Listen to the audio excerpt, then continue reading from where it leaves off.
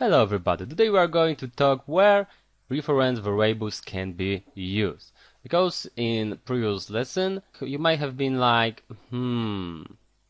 well, great, there is something like a reference variable that is creating just another variable that will help me call other variables with just another name.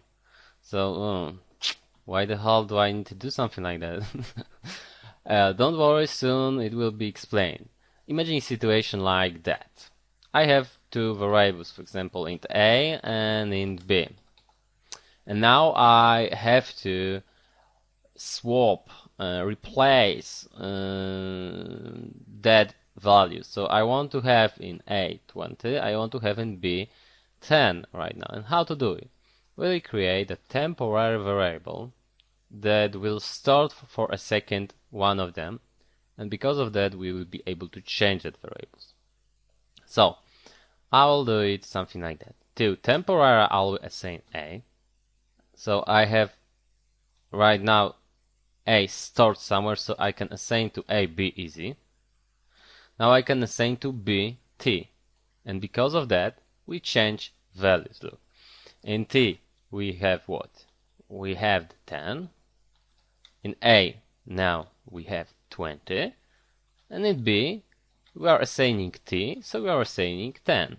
And we swapped the values, right? So everything works fine. Let's send to the output, values.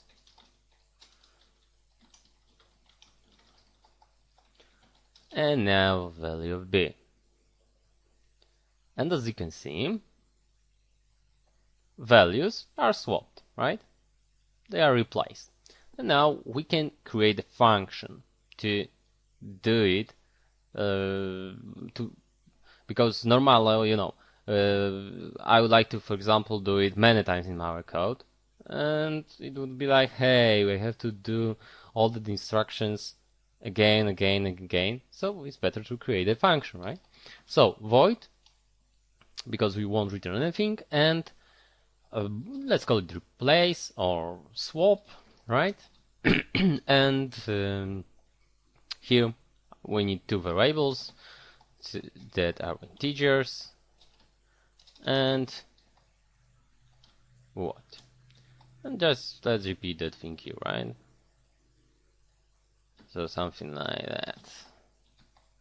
And that thing is used to swap two variables. So now I could do just something like that. Swap.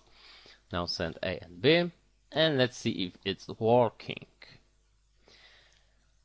Okay, of course we are using now X and Y, so let's use the right guys. X, Y, and Y. As you can see, the values were not changed. They were not changed here, but here, let's check it out.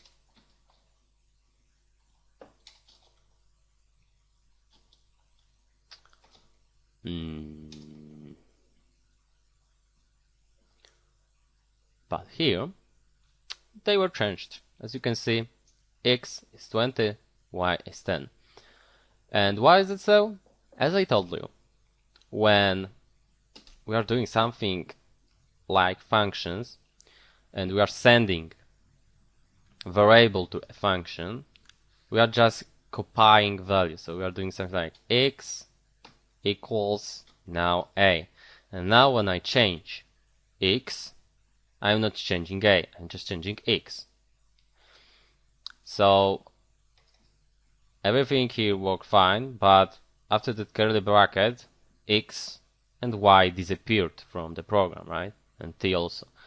So we've changed something and that's all. We changed it and we don't have a good result here in our main function.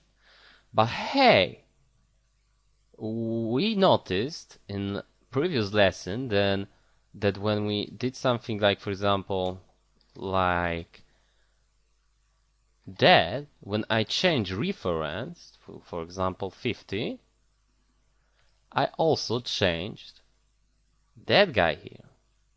Wow, so hey, I could do something like that.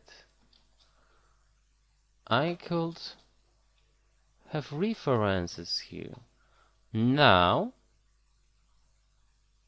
when I build and run it, I will notice that they swapped, right? It's working now, because right now I've created a reference, so this time I'm calling the same person, right? With just another name. It's like a nickname. This X is like a nickname for that guy. We are changing the same value under the same address. So now everything is working fine. And now you might be, hey, that reference variables are really good. Yes, exactly. Well, I could end this here, but I would like to also tell you about returning reference. So I could do something like, for example, that integer here, and return now, for example, the first guy here, for example, the X. Now I could assign that value from here to, for example, C. And now I could send it the output. Let's see it. And you'll notice that it is 20, right? So C is 20. And it's true because the X was changed here, so to 20, right? X at the end is 20.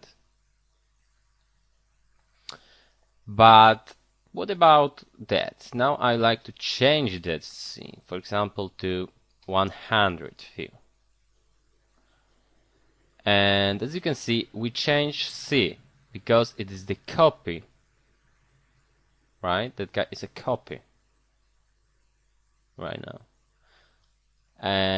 of value. This is just a value under new address. It is not the same variable like here, right? It's not the X. But I could do something like that. I add here the ampersand, and here ampersand. I'm saying that I am returning the reference.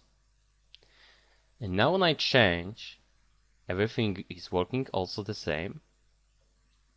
Because here we've just assigned just a value of X, even though that I'm returning the reference.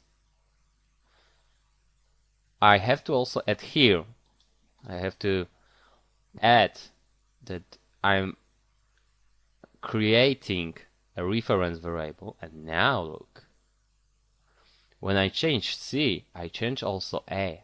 So with that, right now we are able to change the value of returned X here with variable here, right? So it's really cool. Okay, so now you know how is reference variable used. Now you won't look at them like, why the hell do I need them? Okay, that's all in the lesson. Thank you very much.